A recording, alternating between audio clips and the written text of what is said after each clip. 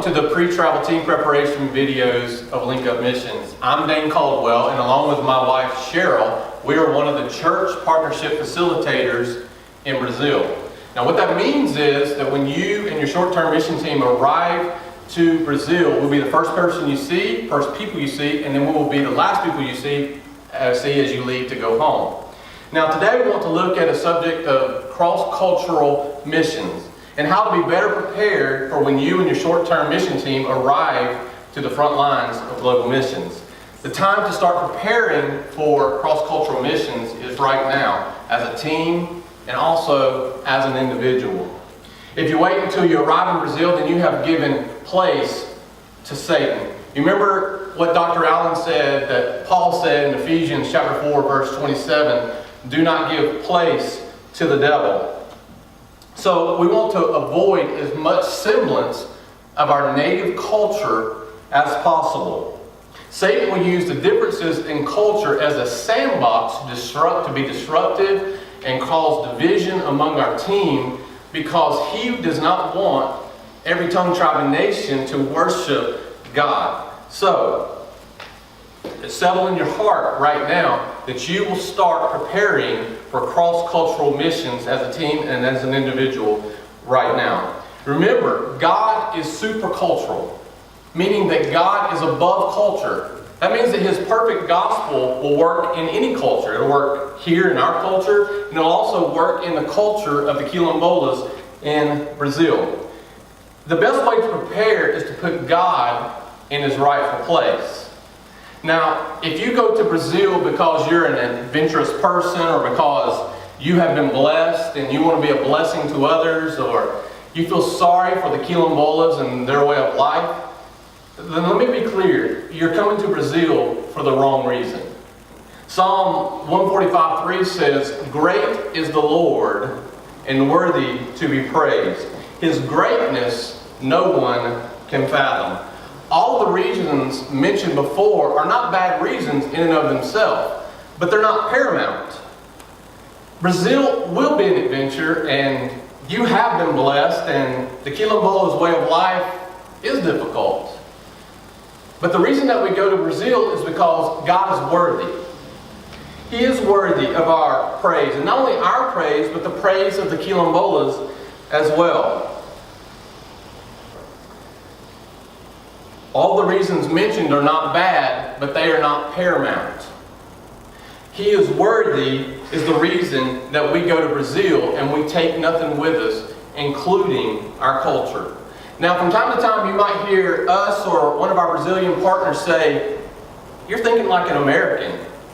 And you need to settle in your heart right now that we don't mean any offense by that.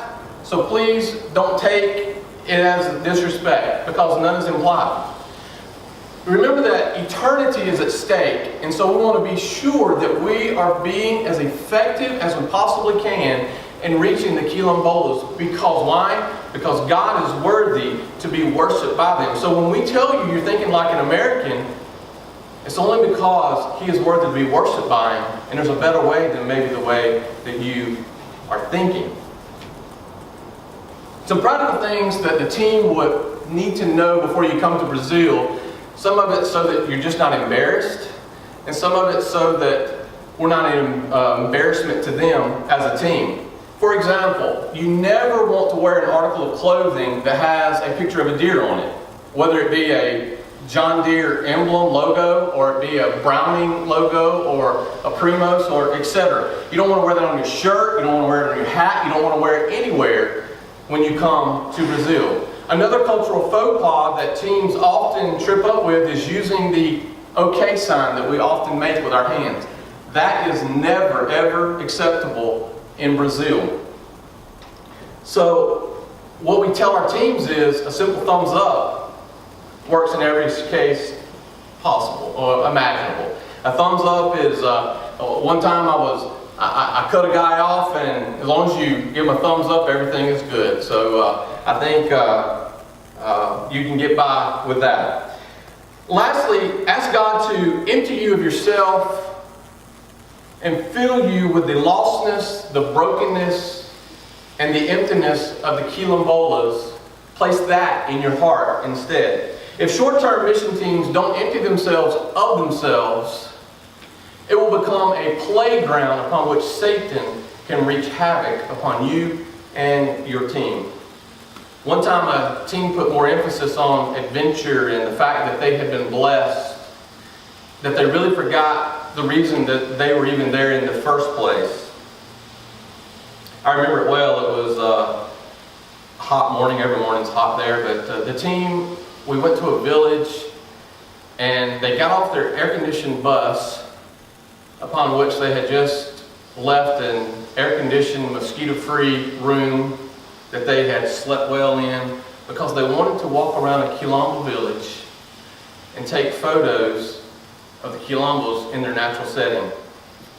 It was almost like they wanted the adventure more than they wanted to reach them, because God is worthy to be worshipped by them. And so they got off the bus and they started taking photos without even asking permission. I wandered over to a lady who was washing clothes in the middle of a pond and was talking with her, and with tears in her eyes, she told me that her husband was an alcoholic and he had taken his own life 2 days prior to us arriving there. Meanwhile, the adventurous team walked up and they saw a good photo op, and they started taking photos of this woman in the middle of the pond washing clothes. When they got done, they got back on the air-conditioned bus. They went to get a meal that had been prepared by somebody else just before retiring back to their air-conditioned, mosquito-free rooms. And so we have to avoid that scenario at all costs. Remember that God is worthy to be worshipped by these people. And remember what Paul says in 1 Corinthians 9:22. He says, "I have become all things to all people, so that I may by every possible means save some." We have to arrive at a place in our own life, in our own spiritual walk, that we are willing to get into the pond, the leech-infested pond, the bacteria-laden waters, and put our arms around these people, because God is worthy to be worshipped by them. So to wrap up our time today on cross-cultural missions, remember that the jungles of Brazil are a different world. They're not like our world here in America, in the United States. The Quilombolas, they don't act like us. They don't think like us. So I don't want you to look at signs and things that happen in Brazil and think that they're thinking the same thing that you're thinking, because they're not. They never do. Their worldview is completely different than yours and mine. And I'd like to say to you to trust your missionaries. It's no different than you going to a doctor's office and saying, trust your doctor. Remember that missionaries have given their life to see these beautiful people come to know Christ as their Lord and Savior. And they probably can see things that you as a short-term mission team will not be able to see in a short amount of time that you spend there. So, with that, I'll see you at the airport.